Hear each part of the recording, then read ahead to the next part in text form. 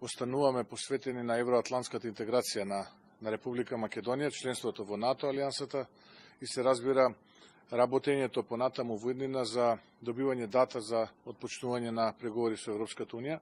Тука не постоеше дилема кај никој од учесниците и мислам дека друга алтернатива за Република Македонија не постои практично и мислам дека тоа на новинарите им беше кажано од страна на претседателот на државата. Во вториот дел разговаравме за предвремените парламентарни избори кои што се неминовност после ова што се случуваше. Следуваат предвремени парламентарни избори, на тие предвремени парламентарни избори победува обновата на Македонија, а потоа засукување на ракови и работа, безкомпромисна работа секој ден, за да можеме да го постигнеме сето она кое што е изгубено овој период и Македонија да ја ставиме на брза лента за да стане дел од европското семејство.